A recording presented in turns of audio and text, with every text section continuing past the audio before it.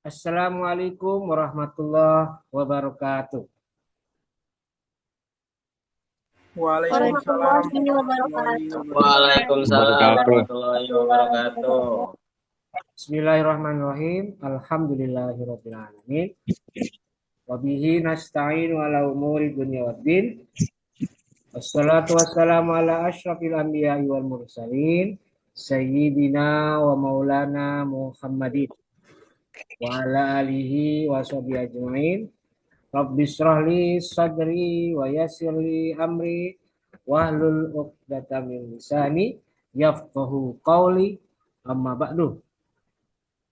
Baik, perkuliahan kita hari ini kelas ATNA kita buka bersama-sama dengan membaca lafaz basmalah. Bismillahirrahmanirrahim. Bismillahirrahmanirrahim. Bismillahirrahmanirrahim. Baik, mahasiswa HTNA semester 1 hari ini kita kembali hadir untuk yang pertama kali secara live streaming melalui Zoom meeting hari ini. Setelah beberapa pekan, beberapa purnama yang lalu kita gagal untuk mengadakan live streaming seperti hari ini.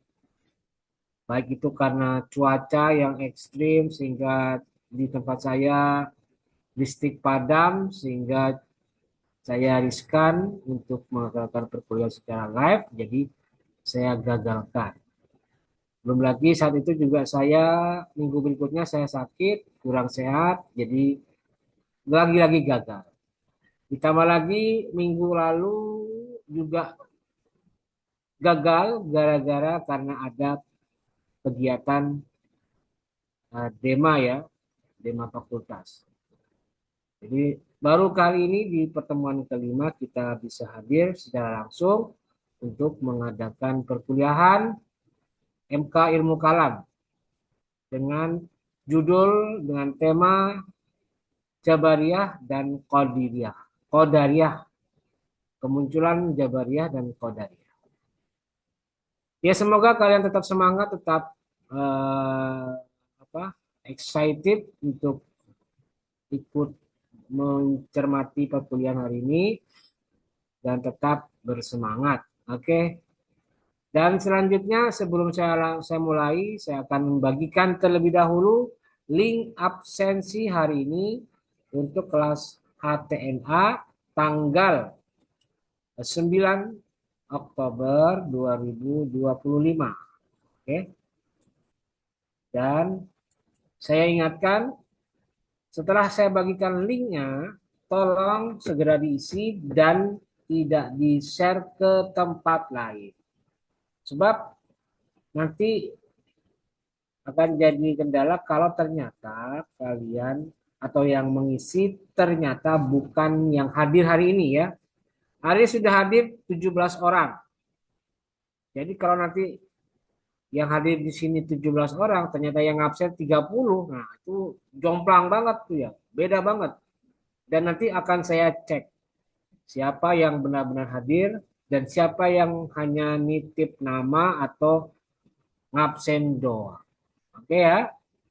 Baik, sekarang silakan buka chat room di Zoom meeting kalian masing-masing. Di situ sudah ada link yang saya sudah share. Silakan dengan waktu secukupnya saya persilakan kalian untuk mengisi absensinya. Silakan, Angga Katuran. Saya beri waktu secukupnya dulu.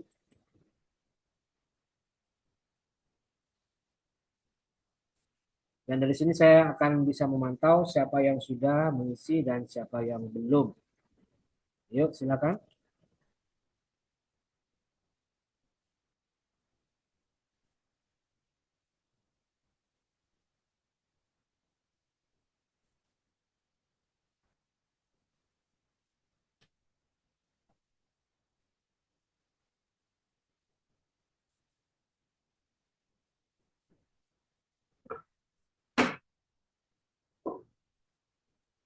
Saya sudah absen, Pak. Ah, sudah. Sudah, tunggu yang lainnya dulu.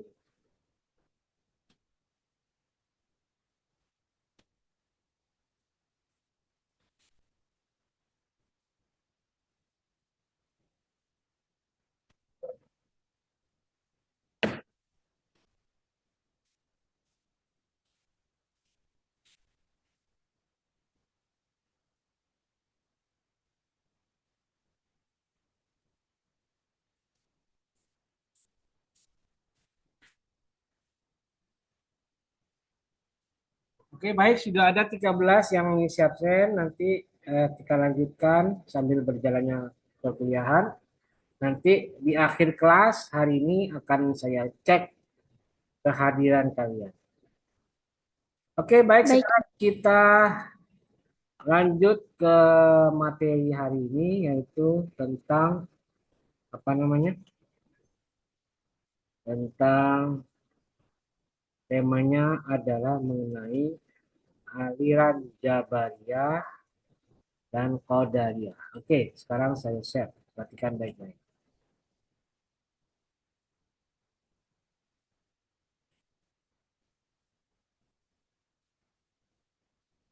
Salah saya, maaf, maaf, maaf.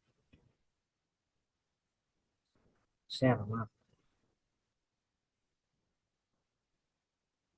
Share. Oke, saya ulangi.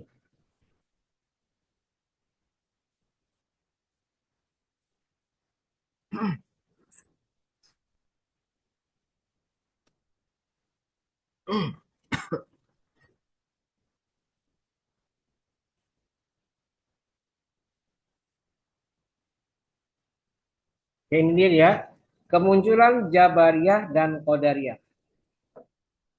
Jika minggu lalu sudah dibahas tentang tema Khawarij dan Murji'ah, untuk kali ini saya akan membahas tentang aliran Jabariyah dan Qadariyah. Ada 3 bahan kajian yang akan kita bahas pada hari ini. Yang pertama adalah latar belakang kemunculan Jabariyah dan Qadariyah. Kedua, doktrin-doktrin Jabariyah dan Qadariyah. Dan yang ketiga adalah tokoh-tokoh aliran Jabariyah dan Qadariyah. Oke. Sekarang kita yang pertama dulu, aliran Jabariyah. Latar belakang kemunculan Jabariyah. Baik, kita bersumber dari buku Ilmu Kalam edisi revisi karangan Profesor Abdul Razak dan Profesor Rosihon Anwar ya. Oke. Kata Jabariyah itu berasal dari kalimat atau dari kata atau kalimat jabaro yang berarti memaksa, mendorong atau mengharuskan. Di dalam kamus Al-Munjid disebutkan jabaro adalah mengharuskan nih mengharuskan melakukan sesuatu. Oke. Ntar ya. Ada kamus. Apa gitu? Oke.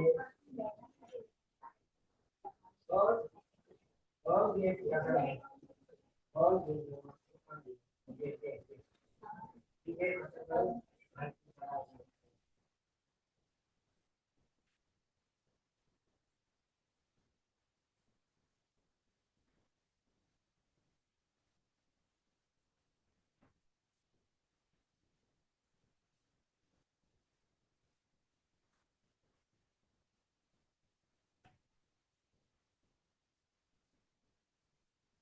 Oke, kita lanjutkan ya. Maaf tadi ada tamu. Oke. Sedangkan menurut Asy-Syahrastani dalam kitab Al-Milal wan Nihal disebutkan bahwa paham Al-Jabar berarti menghilangkan perbuatan manusia dalam arti yang sesungguhnya dan menyandarkannya kepada Allah Subhanahu wa taala. Itu pengertian secara etimologis atau secara bahasa ya. Berikutnya, paham Jabariyah itu pertama kali diperkenalkan oleh Ja'ad bin Dirham dan disebarkan oleh Jaham bin Sofwan. Jadi bapaknya atau bapak pendirinya adalah Ja'ad bin Dirham. Dan yang ikut berperan dalam pengembangannya itu adalah Jaham bin Sofwan. Yang ini menjadi tokoh sentralnya.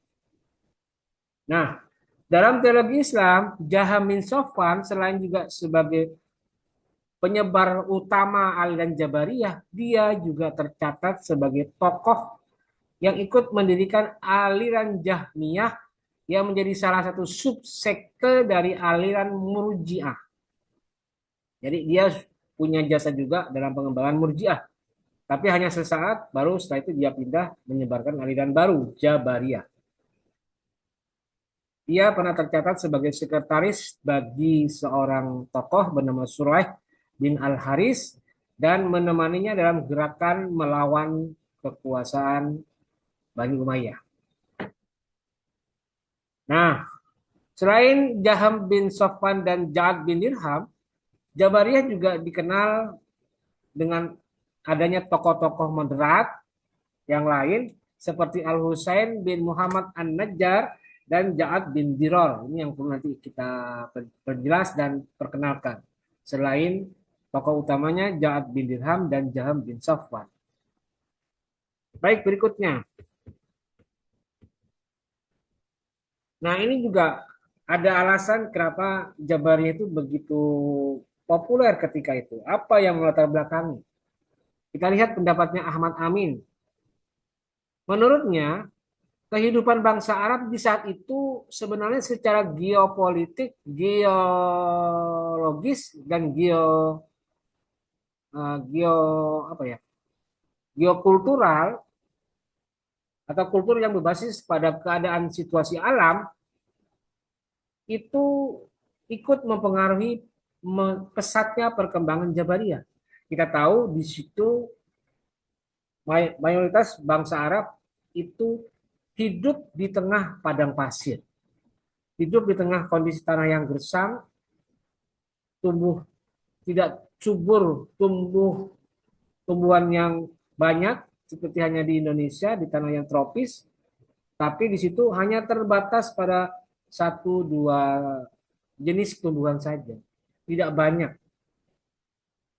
Nah, itu memberikan dampak yang tidak kecil bagi struktur kehidupan sosial masyarakat Arab saat itu. Cara hidup mereka bagaimana, kemudian ketergantungan mereka bagaimana terhadap alam dan seterusnya. Dan itu mengakibatkan mereka memiliki karakteristik yang khas. Seperti apa? Seperti mereka punya sikap pasrah kepada alam. Mengikuti apapun yang sudah digariskan oleh alam. Kalau memang alamnya panas, gersangnya, mereka ikut menyesuaikan diri. Tidak pernah menuntut harus hujan hari ini, harus begini-begini, tidak ada. Mereka pasrah. Apapun yang terjadi, siap kita menerima keadaan itu dengan cara adaptasi, gitu ya. Jadi mereka sangat pasrah, sangat mengikuti alur kehidupan alam saat itu. Nah, menurut Harun Nasution, kondisi seperti itu menyebabkan masyarakat Arab ketika itu tidak banyak memilih jalan lain, tidak punya pilihan lain untuk mengubah keadaan. Akhirnya mereka merasa dirinya lemah dan tidak punya kekuatan untuk menghadapi kesulitan hidup. Mereka pasrah, tidak berdaya, dan menyebabkan mereka bergantung pada kehendak alam. Dan itulah yang akhirnya membawa mereka pada sikap hidup fatalisme, yaitu paham bahwa perbuatan manusia telah ditentukan dari semula oleh kodok dan qadar Tuhan atau predestination. Jadi mereka sudah pasrah, kalau bahasa orang Jawa itu pasrah bongkokan sudah pasrah segala-galanya. Mereka tidak punya daya dan tidak punya kekuatan. Nah, itulah yang menyebabkan Jabariyah itu sangat sangat diterima dan mudah beradaptasi dengan masyarakat dan mudah menerimanya. Nah, berikutnya, selain itu, di samping karena ada faktor alam, juga ada teori lain yang mengatakan seperti ini. Munculnya aliran Jabariyah itu ternyata ada pengaruh asing atau pengaruh dari kultur luar. Apa itu? Pengaruh agama Yahudi bermazhab Qurra dan agama Kristen bermazhab Yakobit. Jadi agama Yahudi versi Qurra dan Kristen versi Yakobit itu memiliki pandangan yang juga sama-sama fatalistiknya. Sama-sama pasrah kepada keadaan lingkungan di sekitarnya. Bagaimana? Kita lihat berikutnya. Tapi sebenarnya pengaruh asing itu sebenarnya akan tidak pengaruh, tidak ada efek kondusifnya. Kalau ternyata memang itu akan muncul dengan sendirinya, walaupun sebenarnya tanpa ada pengaruh dari asing. Misalnya, Al-Quran sendiri ternyata disinyalir menurut kelompok mereka itu juga ada pengaruhnya. Ternyata ayat-ayat Al-Quran itu juga ada kecenderungan pro dengan aliran Jabariyah. Ini versi mereka loh ya, versi mereka. Apa saja itu Al-Quran? Misalnya, kita lihat surat Al-An'am ayat 111 disebutkan, maka liyu'minu illa ayyasha Allah. Artinya mereka tidak akan beriman. Maka liyu'minu, mereka tidak akan beriman illa ayyasha Allah, kecuali jika Allah menghendaki. Jadi mereka tidak akan beriman, tapi mereka tahu bahwa Allah yang akan punya kuasa, Allah yang punya kehendak. Kalau Allah berkehendak kita beriman, ya kita akan beriman. Ini disinyalir menjadi ayat yang diduga mendukung kelompok Jabariyah. Terus ada lagi ayat lain surat As-Saffat ayat 96 yang berbunyi, wallahu khalaqakum wa ma ta'malun. Allah menciptakan manusia dan apa yang diperbuat oleh manusia. Apa yang kamu perbuat sebagai manusia. Ini dua ayat yang ada kecenderungan mendukung dogma bahkan doktrin dari Jabariyah. Walaupun sebenarnya juga bisa multitafsir ya tentang kandungan dari dua ayat ini tadi. Berikutnya adalah pernyataan tadi.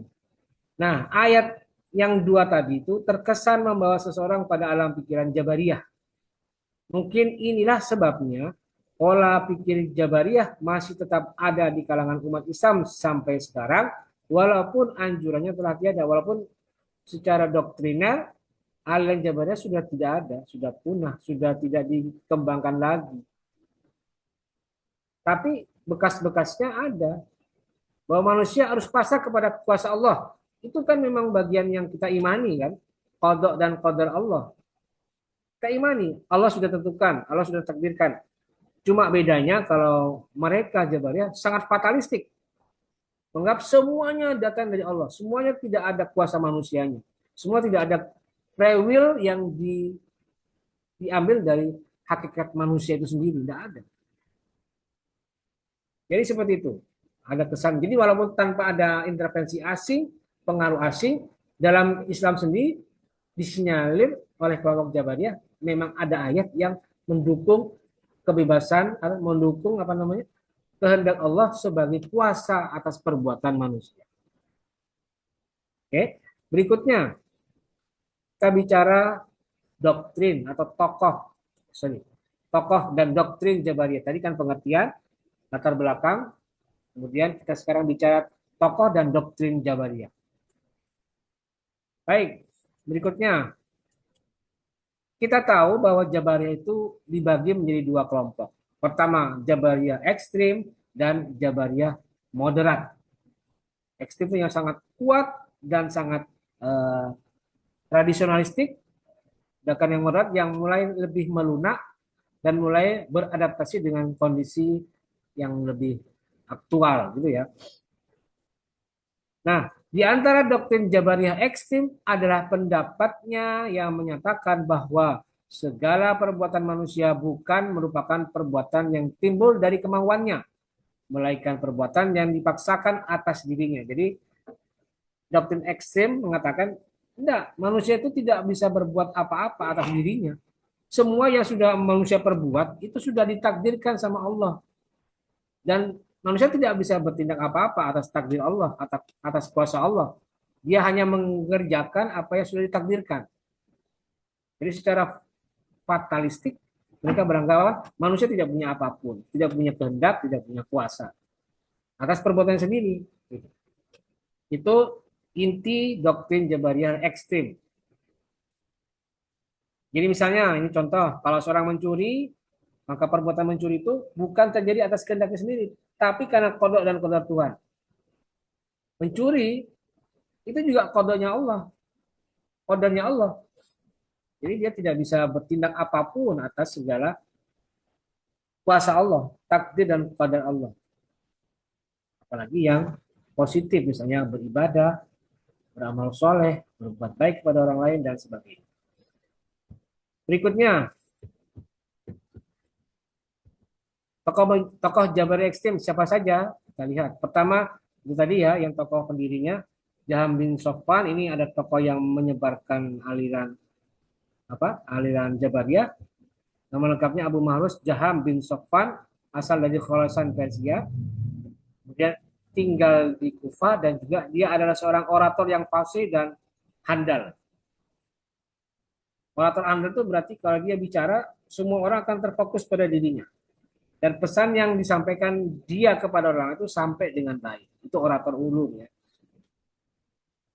Yang berikutnya juga ada, pendapat Jahamnya bagaimana tentang teologi?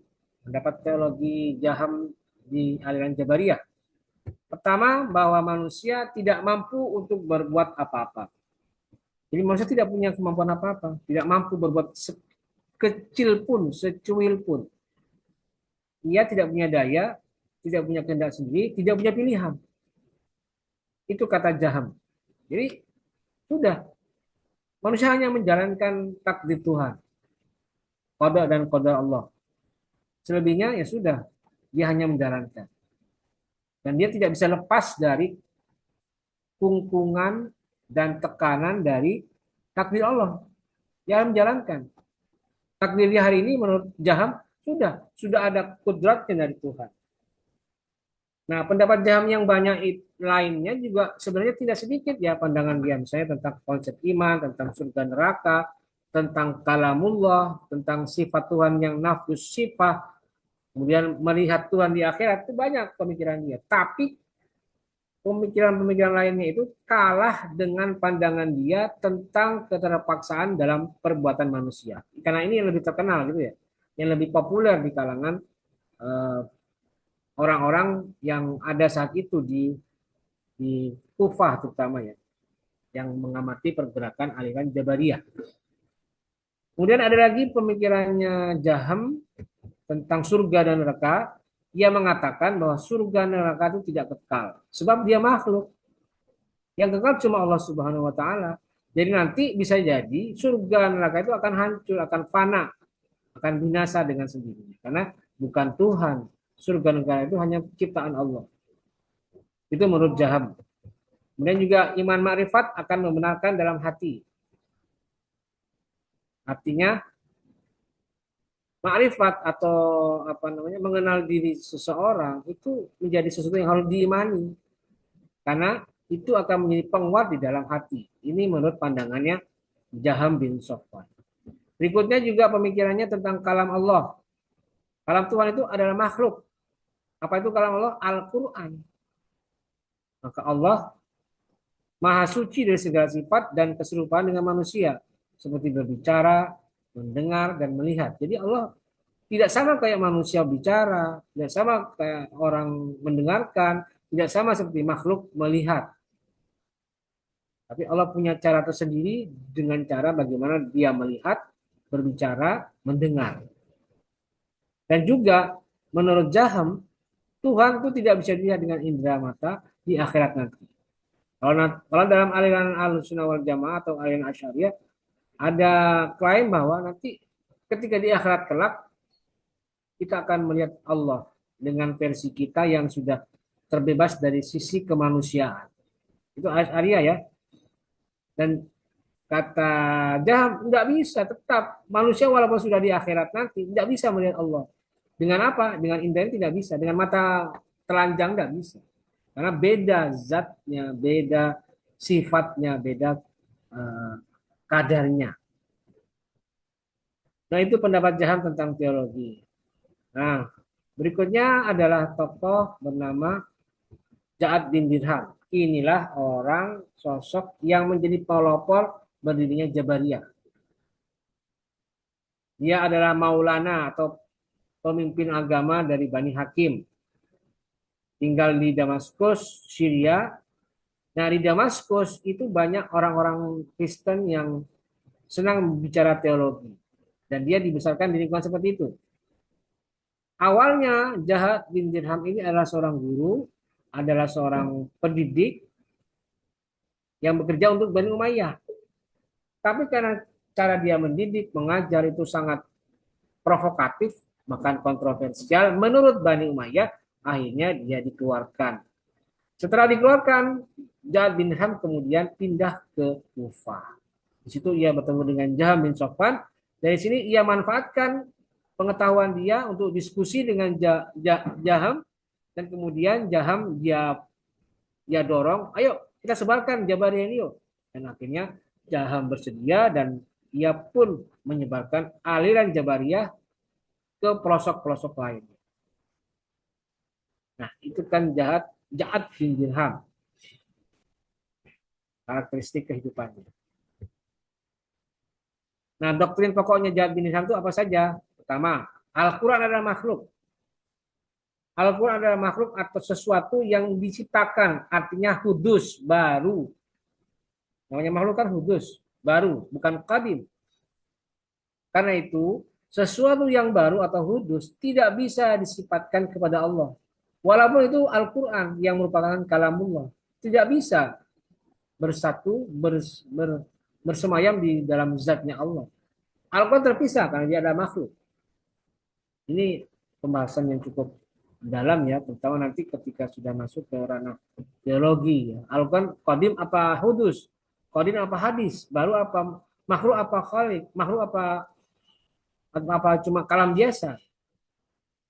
Nah, itu doktrin yang pertama. Doktrin yang kedua dari doktrin pokok Ja'ad bin Dirham adalah bahwa Allah tidak punya sifat yang serupa dengan makhluk. Baik seperti berbicara, melihat, dan mendengar. Allah punya cara sendiri ketika ia berfirman atau berkata atau mengucapkan kalam Tuhan, kalamullah, punya juga cara untuk melihat dan punya cara untuk mendengar, berbeda dengan berbicaranya manusia, berbicaranya makhluk, dan mendengar serta melihatnya. Berikutnya yang ketiga, doktrin pokok Ja'ad bin Dirham adalah bahwa manusia terpaksa oleh Allah dalam segala-galanya. Nah, ya tentu saja terpaksa, semuanya Jabariyah, semuanya dikendalikan oleh Allah. Manusia adalah wayang dan Allah adalah dalangnya. Kemudian berikutnya kita langsung ke alirannya kedua, Jabariyah moderat. Jabariyah moderat ini mengatakan bahwa Tuhan menciptakan perbuatan manusia baik buruk ataupun jahat, baik buruk maupun baik ya. Allah yang ciptakan. Tapi ini bedanya dengan aliran ekstrem ya. Tapi tidak 100% itu mutlak kuasa Allah. Tetap ada bagian manusia yang terlibat di dalam perbuatan manusia itu sendiri. Nah, itulah bagian yang nanti disebut dengan kasab acquisition ya, atau perbuatan yang berwujud dalam sebuah dampak. Dampak apa? Dampak perbuatannya. Jadi dua-duanya punya andil. Allah punya kuasa, manusia juga punya andil walaupun tidak seberapa besar, tapi tetap ada andilnya. Setidaknya pikiran andilnya ada pada perbuatan manusia dan juga sedikit perbuatan itu sendiri. Nah, menurut paham kasab ini, manusia itu sebenarnya tidak majbur atau tidak bisa dipaksa oleh Tuhan. Tidak seperti wayang yang terkendali di tangan dalang dan juga tidak menjadi pencipta perbuatan. Tapi manusia memperoleh perbuatan yang diciptakan Tuhan. Jadi artinya Allah takdirkan sesuatu, kemudian manusia berbuat. Nah, perbuatan manusia atas suatu takdir ini tidak ada keterlibatan Tuhan, kata Jabariyah moderat. Tapi disitulah peran manusia yang ikut bertindak dan mengambil konsekuensi dari perbuatan itu sendiri. Jadi tetap ada ada andil manusia. Jadi sudah mulai lebih lebih lebih wise dan lebih smooth sikap Jabariyah moderat ini yang tidak terlalu ekstrim seperti halnya Jabariyah yang awal. Nah, termasuk tokoh-tokoh yang termasuk dalam Jabariyah moderat ini adalah misalnya kita lihat pertama itu adalah An-Najjar atau nama lengkapnya Husain bin Muhammad An-Najjar. Pengikutnya disebut Najjariyah atau Husainiyah. Apa pendapatnya? Tuhan menciptakan segala perbuatan manusia, tapi manusia mengambil bagian dan peran dalam mewujudkan perbuatan-perbuatan itu. Perbuatannya disebut kasab. Jadi manusia dalam pandangan An-Najjar tidak lagi seperti wayang, tapi juga sebagai makhluk yang punya efek untuk mewujudkan perbuatannya sendiri. Karena manusia punya tenaga, punya pikiran, punya akal yang bisa menggerakkan kebebasan berkehendak manusia itu sendiri. Itu pendapatnya An-Najjar. Yang kedua, Tuhan tidak dapat dilihat di akhirat nanti. Tapi An-Najjar mengatakan bahwa Tuhan dapat memindahkan potensi hati atau ma'rifat pada mata sehingga manusia bisa melihat Tuhan. Jadi doktrin umumnya Jabariyah mengatakan Tuhan tidak bisa lihat di akhirat. Nah, Najjar setuju, tapi oleh An-Najjar dimodifikasi doktrin tadi dengan keterangan bahwa Allah sudah memindahkan potensi hati pada mata. Jadi hati yang punya ma'rifat itu dipindahkan ke mata sehingga nanti di akhirat mata yang sudah memiliki insting ma'rifat itu bisa melihat Tuhan dengan gabungan antara mata dan ma'rifat tadi. Itu pemikiran An-Najjar. Yang kedua, tokoh aliran moderat adalah Ad-Dirar, ya. Nama lengkapnya Dirar bin Amr. Saya tidak banyak data tentang biodatanya Dirar. Langsung pendapatnya, ya. Bagaimana pendapatnya? Sama seperti An-Najjar, yaitu bahwa manusia tidak hanya merupakan wayang, tapi manusia punya bagian dalam perwujudan perbuatannya. Jadi tidak melulu hanya menjadi robot, gitu ya. Tapi juga punya kuasa, walaupun tidak sebesar kuasa Allah. Berikutnya, secara tegas Dirar menyatakan bahwa satu perbuatan dapat ditimbulkan oleh dua pelaku secara bersamaan. Artinya, bukan cuma Tuhan yang punya kuasa, tapi juga manusia punya peranan yang penting. Karena perbuatan itu ditimbulkan oleh dua pelaku, Allah dan manusia. Jadi ada dua entitas, Allah dan manusia. Kemudian yang ketiga, pandangan Ad-Dirar adalah mengenai ru'yatullah atau melihat Tuhan di akhirat. Dirar menyatakan bahwa Tuhan dapat dilihat di akhirat dengan cara melalui indera keenam. Sama aja nih dengan ma'rifat tadi yang disampaikan oleh An-Najjar. Dan yang terakhir, hujjah dapat diterima setelah Nabi adalah ijtihad. Jadi apa? Kuasa akal, kemampuan menalar, kemampuan berlogika, kemampuan menggunakan tahapan-tahapan istinbatul hukmi, gitu ya. Dan kata Al-Dirar, hadis ahad tidak bisa dijadikan sumber dalam menetapkan hukum. Hanya bisa menggunakan hadis mutawatir. Kalian semester 1 yang pernah mondok pasti tahu apa itu hadis ahad, hadis mutawatir. Tapi bagi yang lulusan sekolah umum, misalnya kayak SMK itu ya, itu mungkin agak belum paham. Apa maksud hadis mutawatir? Apa hadis ahad? Nanti di semester 2 baru ada itu materi ini karena ada di mata kuliah ilmu hadis atau ulumul hadis, ya. Nah, sudah selesai kita bahas Jabariyah. Terakhir kita akan membahas tentang aliran Qadariyah. Yang terakhir ini ya. Latar belakang kemunculan Qadariyah.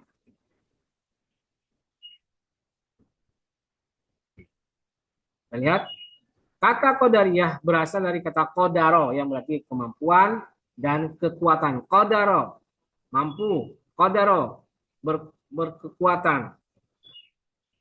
Secara terminologis, Qadariyah adalah aliran yang percaya bahwa segala tindakan manusia tidak diintervensi oleh tangan Tuhan.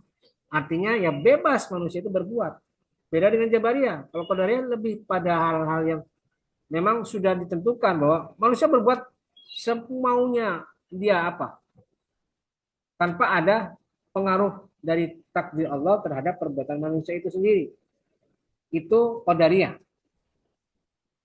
Aliran Qadariyah berpendapat bahwa tiap orang adalah pencipta bagi segala perbuatannya. Ia dapat berbuat sesuatu atau meninggalkannya atas kehendaknya sendiri. Jadi tidak ada campur tangan Tuhan. Aliran Qadariyah memahami seperti ini. Nggak bisa manusia itu ditentukan oleh takdir Allah. Tidak. Manusia ditentukan oleh dirinya sendiri. Jadi Qadariyah adalah aliran yang memberikan penekanan atas kebebasan dan kekuatan manusia dalam mewujudkan perbuatan-perbuatan. Dia sudah, dia bebas menentukan bahwa dia bisa melakukan A, melakukan B, C, dan seterusnya. Nah, menurut Harun Nasution, kaum Qadariyah ini berasal dari pengertian bahwa manusia mempunyai kudrah atau kekuatan untuk melaksanakan kehendaknya. Beda dengan Jabariyah bahwa manusia itu harus mengikuti kuasa Tuhan, tunduk pada qadar Tuhan, tunduk pada ketentuan yang sudah digariskan oleh Tuhan. Beda. Qadariyah tidak, punya kekuatan sendiri, punya kuasa sendiri atas semua kehendak dan perbuatannya. Itu Qadariyah. Berikutnya, siapa pendirinya? Nah, kita lihat. Qadariyah pertama kali dimusnahkan oleh Ma'bad al-Juhani dan Ghailan ad-Dimashqi. Ma'bad adalah seorang tabi'in yang sikoh dan pernah berguru kepada Hasan al-Bisri. Sementara Ghailan adalah seorang orator dari Damaskus dan ayahnya adalah seorang maula dari Utsman, Khalifah Utsman bin Affan. Ma'bad al-Juhani bersama Ghailan ad-Dimashqi adalah tokoh utama gerakan aliran Qadariyah. Nah, ini sinyalemen beberapa tokoh, beberapa ahli yang menyatakan bahwa sebenarnya aliran Qadariyah itu bersumber terinspirasi dari seorang perempuan atau seorang Irak, seorang warga Irak yang semula beragama Kristen, kemudian masuk Islam dan pindah balik lagi ke Kristen, bernama Susan. Dan kemudian Ma'bad dan Ghairani terinspirasi dari paham Susan ini, dan kemudian dia masukkan aliran itu menjadi aliran Qadariyah. Ini komentarnya Ibnu Nabatah dalam Syarhul Uyun. Ya. Jadi ada pengaruh juga dari orang lain, pengaruh dari seorang Muslim yang kemudian masuk Kristen, yang awalnya dia adalah seorang Muslim, seorang Kristen, namanya Susan.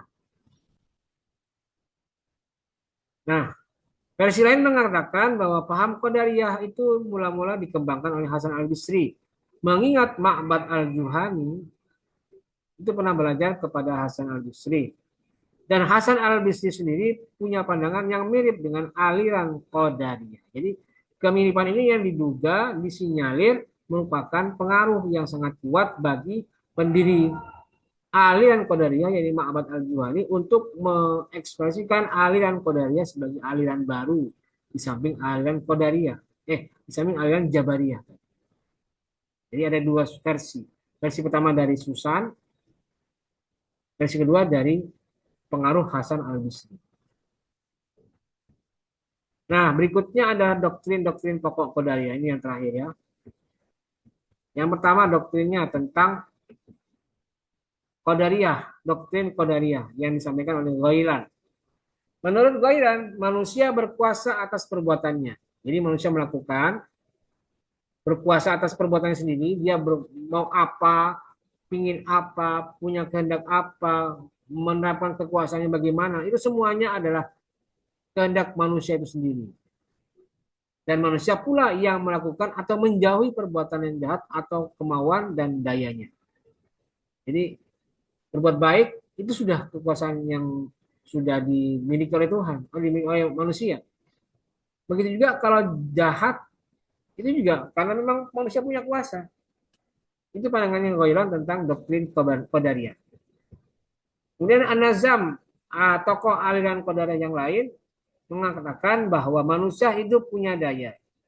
Selagi hidup manusia mempunyai daya, maka ia berkuasa atas segala perbuatannya. Jadi manusia itu sangat berkuasa, sangat daya, sangat berdaya, sangat mampu menunjukkan kekuatannya. Dengan apa? Dengan pikiran dan perbuatannya. Kemudian ada penjelasan seperti ini. Dari penjelasan tadi dapat dipahami bahwa doktrin Qadariyah pada dasarnya menyatakan bahwa segala tingkah laku manusia dilakukan atas kehendaknya sendiri. Ini ya, perhatikan nanti di UTS akan muncul ini pertanyaan ini dan akan menjadi pertanyaan yang harus dijawab ya. Tolong ini diperhatikan baik-baik. Jadi manusia mempunyai kewenangan untuk melakukan segala perbuatannya atas kehendaknya sendiri, baik berbuat baik maupun berbuat jahat. Jadi manusia tidak perlu menghubungi Tuhan untuk Tuhan, tolong tunjukkan mana kebaikan buat saya. Tidak. Manusia yang tentukan sendiri. Ini baik, ini buruk, maka ambil tindakan atas perbuatan itu. Baiknya berarti dikerjakan, buruknya ditinggalkan. Dan Tuhan hanya punya tugas ya, untuk memberikan reward, pahala, ujrah atau balasan kepada manusia yang sudah berbuat baik. Tugas Tuhan itu. Dan memberikan hukuman pada mereka yang sudah berbuat jahat. Sudah itu aja, tidak lebih dari yang lain. Sedangkan keputusan untuk mengerjakan perbuatan baik itu adalah dari manusia. Demikian juga perbuatan jahat itu juga karena pikiran manusia dan keputusan manusia itu sendiri. Oke. Itu pandangan doktrin Qadariyah tentang perbuatan manusia. Berikutnya, doktrin tentang takdir. Jadi dalam pandangan Qadariyah, takdir itu sudah ditentukan terlebih dahulu. Dan dalam perbuatannya, manusia hanya bertindak menurut takdir yang telah ditentukan semenjak azali terhadap dirinya. Ini juga bingung ya, agak sedikit membingungkan karena katanya tidak butuh takdir, tapi kok tetap ada unsur takdir dalam sebuah perbuatan manusia versi Qadariyah. Nah, secara alamiah, manusia memiliki takdir yang tidak bisa diubah. Seperti manusia tidak memiliki sirip seperti ikan, atau tidak punya kekuatan seperti gajah.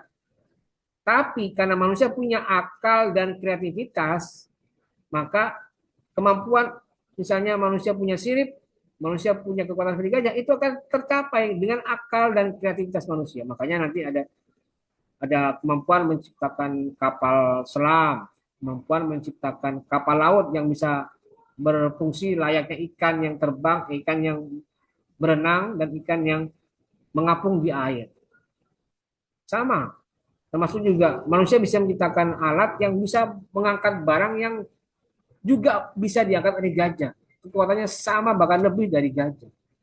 Jadi artinya, dengan adanya akal dan pikiran manusia, disitulah terlihat besarnya wilayah kebebasan manusia, sangat luas.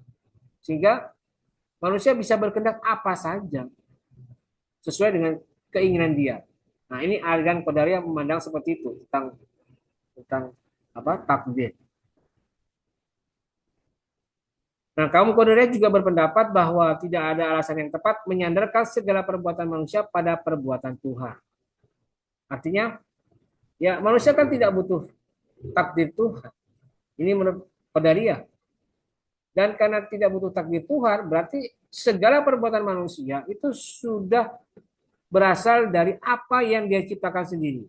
Apa yang dia niatkan untuk melakukan sesuatu. Tanpa ada campur tangan Tuhan. Nah, doktrin-doktrin seperti ini ada pijakannya dalam Islam. Menurut mereka, lagi-lagi ya, menurut mereka. Karena di dalam ayat Al-Quran itu ada ayat yang mendukung pandangan Qadariyah seperti ini. Di mana saja ayatnya, kita lihat. Pertama ada di ayat surat Al-Kahfi ayat 29. Wa qulil haqqu min rabbikum faman syaa'a falyu'min wa man syaa'a falyakfur. Dan katakanlah Muhammad, kebenaran itu datang dari Tuhanmu. Barang siapa menghendaki beriman, maka hendaknya ia beriman.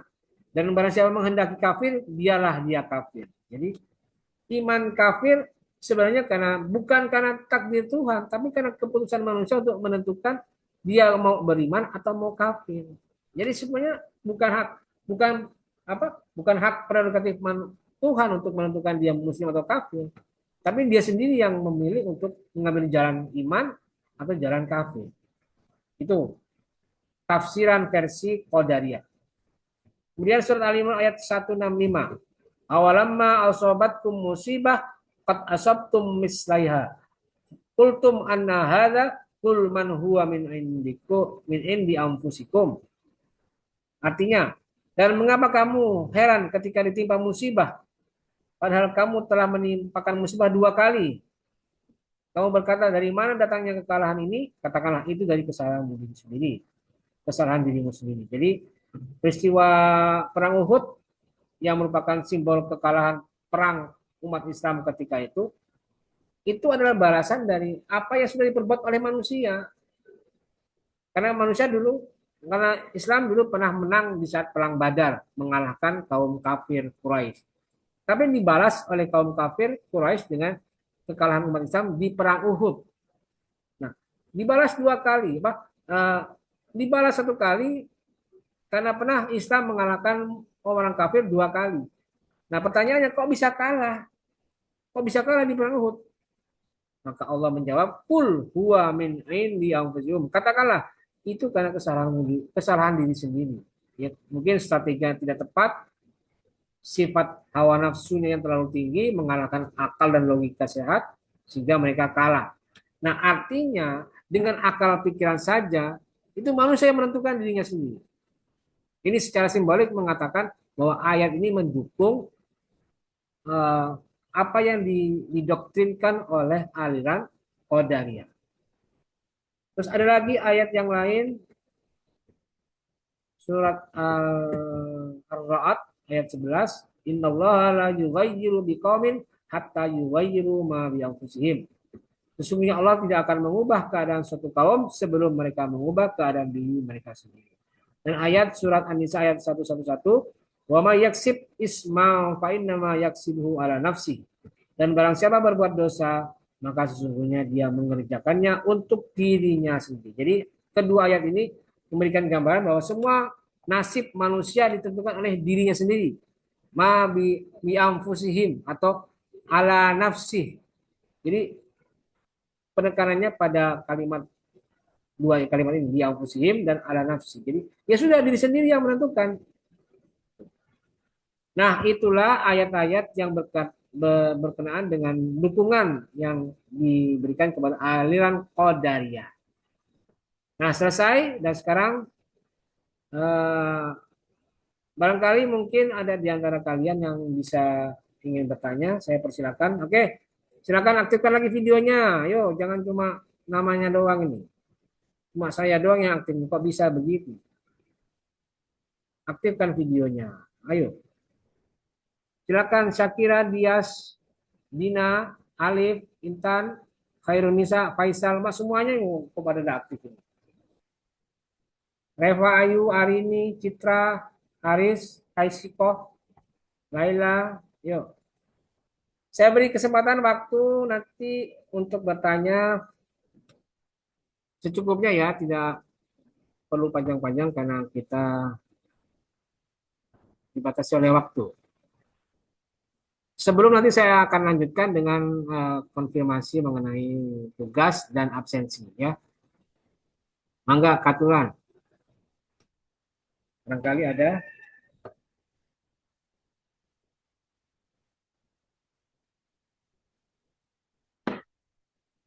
Ada?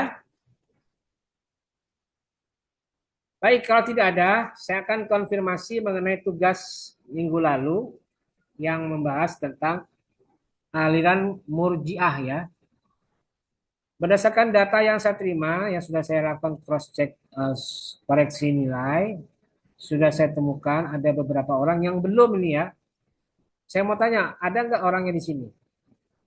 Pertama, Itmam Damir, ada nggak Itmam Damir? Mana Itmam Damir? Ada? Itmam Damir ada? Halo, ada nggak?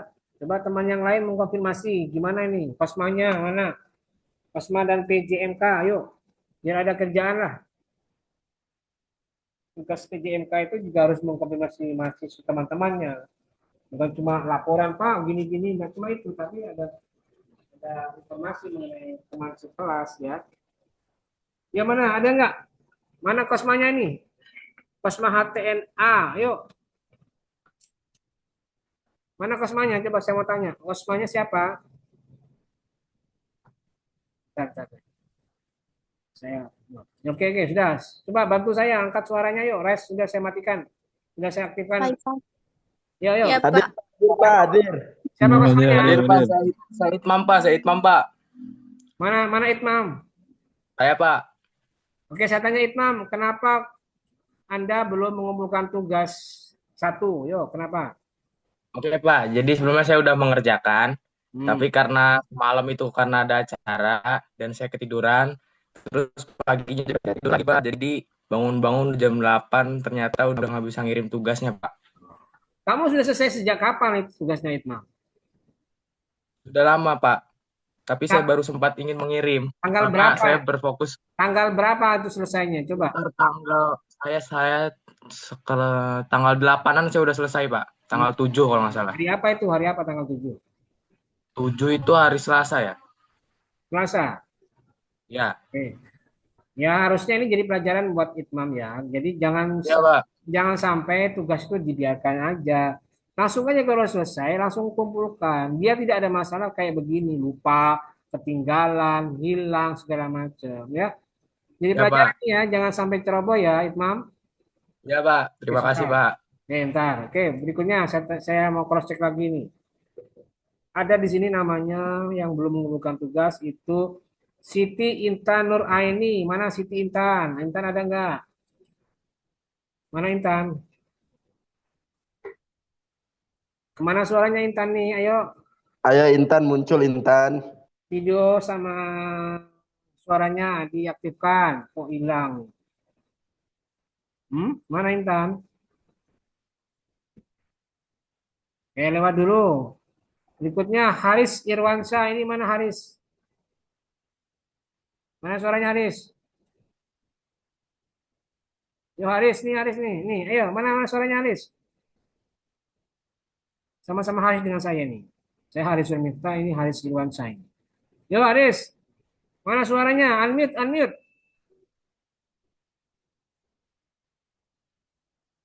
Kok diam? Suaranya.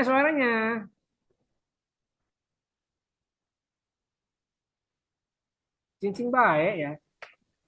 Ya Pak, kendala di ini perangkat agak nge-lag soalnya. Maaf. Ya, kenapa belum mengumpulkan tugas, Haris? Sudah dikerjakan Pak, cuma dikira deadline-nya tanggal 9. Tuh. Tadi pagi mau ngirim udah jam 7 ternyata. Bangun jam 8 soalnya Pak.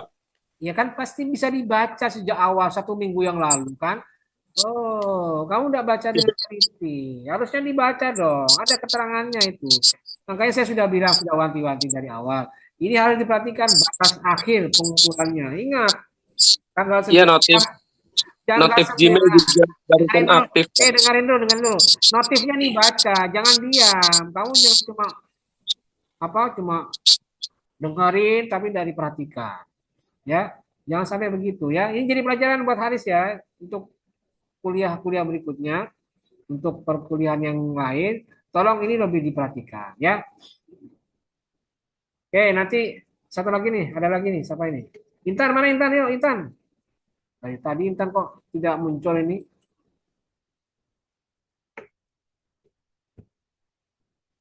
Aduh, ya sudah, oke. Sekarang saya mau tanya nih sama Kosmanya. Mana dari Kosmanya? Kosmanya siapa? Siapa Kosmanya? Hadir, Pak. Siapa, mana? Namanya siapa? Ini, Pak. Namanya Faisal, Pak, El Japri. Faisal nih ya, Faisal siapa namanya? Nur Hidayat. Faisal Nur Japri. Nur Hidayat. Faisal Nur Hidayat ya. Perhatikan, saya tanya nih, Iya, Pak. Kosmanya. HTNA itu ada nggak nama mahasiswa namanya Sofa Yunah Abdoliyah dan Yudhistira? Ada, Pak, cuma udah pindah. Pindah kemana? Kurang tahu, Pak, nggak ada kabarnya. Maksudnya udah nggak di-win lagi, dari awal nggak masuk, Pak. Oh gitu, Sofa ya. Ya, Waktu PBAK ikut nggak dia Sofa? Kurang tahu Pak, karena emang belum ini, nggak tahu, belum kenalan Pak. Waktu PBAK ikut, Pak. Oh, PBK ikut. Tapi Kalau setelah itu, Yudhistira ke UIN Jakarta, Pak. oh Yudhistira pindah ya. Ya, UIN Pindah Jakarta. siapa sama Kamu nggak ikut. Yudhistira itu pindah. Oke, ya sudah nanti saya kasih tanda ya biar tidak ditanya lagi. Siapa? Sofa Terima kan kasih, sudah, Sofa sudah tidak ada ya. Oke, kamu yang tanggung jawab ini. Terus berikutnya ini lagi ada ini satu. Reva Ayu Lestari ada nggak orangnya? Reva. Ada itu Pak, ada orangnya Ada, Pak yang Pak. kecil aja. Oh, Yang kecil aja. mana orangnya nih? Coba saya ingin tahu. Mana? Saya, Pak. Reva. Ini orangnya nih. Kenapa kok kamu udah mengerjakan tugas, Reva? Salah ngebaca, Pak. Saya kira dikumpulinnya tanggal 19. Ternyata tanggal 9. Tambah parah ini Mas, 19 yang lainnya tanggal 9, 19. Aing mah kumaha ya. Telin sih Pak, Tapi Tel. udah ngerjain kok, Pak. Ya udah sekarang gini, kayak perhatikan ya. Bagi tadi yang saya sebutkan, misalnya seperti Sri Intan yang udah aktif dari tadi ya. Haris Irwansyah, Reva Ayu Lestari, kemudian Itmam Damir. Itu ya yang tadi saya sebutkan. Segera mengumpulkan tugas. Nanti tugasnya kan saya matikan datanya, data pengumpulannya. Saya aktifkan lagi supaya kalian bisa mengumpulkan tugas, ya. Saya aktifkan lagi supaya bisa ditemukan. Dan kalau sudah bisa segera kumpulkan. Supaya saya nanti segera juga memberikan nilai ya kepada kalian ya. Intan, Reva, kemudian tadi siapa? Itmam, Haris, ya. Segera saya nilai karena nanti kalau tidak ada nilainya kan kosong nanti. Ya. Dan di kelas HTNA tidak ada ya, tapi kalau kayak di HTND itu ada gejala begini. Karena tidak bisa mengumpulkan secara langsung, akhirnya mereka nitip ngumpulin tugas. Ya. Saya ingatkan, tidak ada istilah nitip tugas di kelas ilmu kalam. Harus mahasiswa sendiri yang mengumpulkan. Kalau misalnya ada kendala, misalnya gagal, loadingnya lambat, atau mungkin error ya, itu tandanya kalian jangan terlalu mepet mengumpulkan tugas. Misalnya tugasnya baru dikumpulkan jam 5 pagi, tanggal 9. Loh, kan tinggal 2 jam. Iya kalau lancar gampang, tapi kalau ternyata ada errornya kan jadi lambat, akhirnya lewat jam 7. Jadi pelajaran buat hari ini, lain kali kalau ada tugas seperti ini, dikumpulkan dengan batas waktu tertentu, tolong lebih awal mengumpulkan tugas dan lebih awal juga mengerjakan tugas ya. Dan tugas kalau diperintahkan dikumpulkan di GCR atau di Google Classroom ya kumpulkan di GCR bukan di WA. Karena di kelas lain juga ada yang mengumpulkan, Pak, saya tidak bisa mengumpulkan di GCR, Pak, atau di Google Classroom, Pak. Terpaksa saya kumpulkan lewat WA Bapak. Oh, tidak bisa. Kalau saya tolak. Saya anggap tidak mengumpulkan.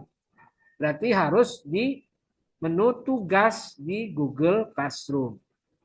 Jadi seperti itu ya model perkuliahan saya untuk kali ini. Dan mudah-mudahan nanti pertemuan berikutnya ada tugas lagi supaya jadi test case berikutnya.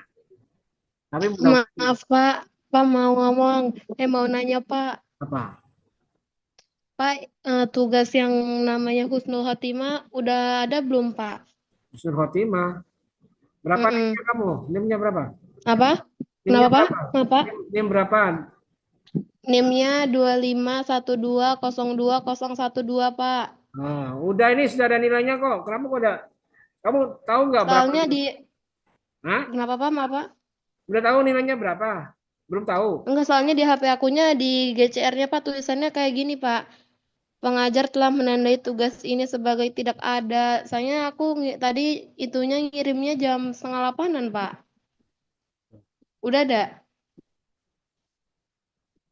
Ada sudah saya kasih nilai. Ini kita kasih tahu. Berarti Ya. Udah perhatikan nih, saya kasih tahu ya. Oke, perhatikan nih nilainya nih, perhatikan ya. Oke, perhatikan saya share sekalian ya, nih. Ya, saya share. Oke, perhatikan. Ya. Nih ya. Bentar ya, satu-satu ya. Nah, ini dia, perhatikan nih. Ini saya cek satu-satu ya dari awal nih. Nih, ini semuanya 95 ya. Yang mengumpulkan tepat waktu saya beri nilai 95. Nih. Nah, Hairian, mana Hairian? Ada nggak Hairian? Ada Harian? Harian ini menjawabnya saya kasih nilai 70 karena terlambat. Kemudian Husnul Khotimah nih dia nih 70 karena terlambat. Jadi yang saya beri nilai 70 itu berarti tandanya terlambat. Ya. Selebihnya yang tepat waktu saya kasih skor 95. Jadi ya itu menjadi peringatan juga. Bagian terlambat itu berarti kan waktunya tidak tepat. Ya. Jadi usahakan kalau ada tugas, ingat tugasnya ada batas waktu enggak? Kalau ada, ikuti aturannya. Ya. Jadi seperti itu. Jelas Husnul? Oh iya jelas Pak, terima kasih. Maaf Pak.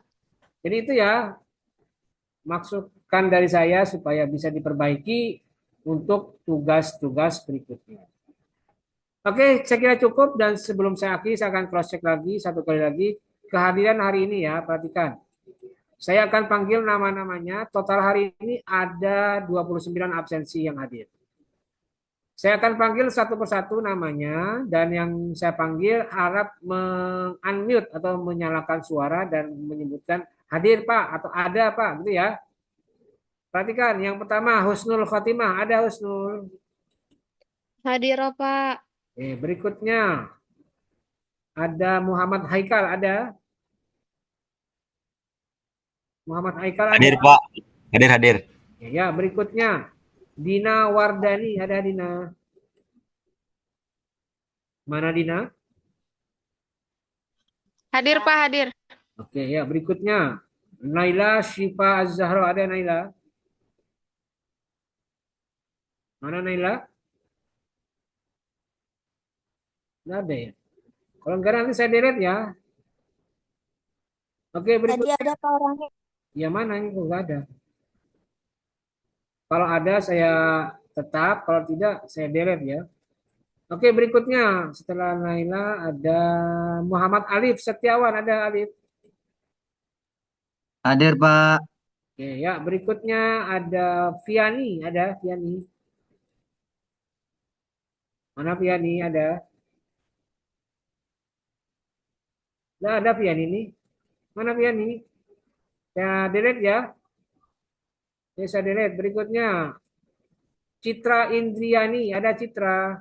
Hadir Pak, hadir. Ya, berikutnya Siti Intan Nuraini, ada Siti Intan.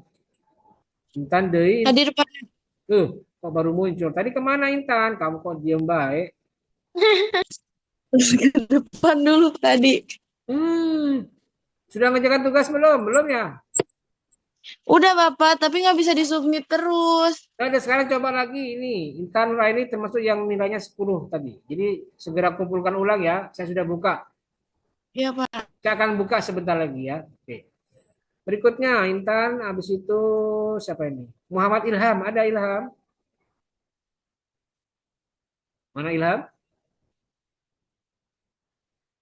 Ilham, ada Ilham?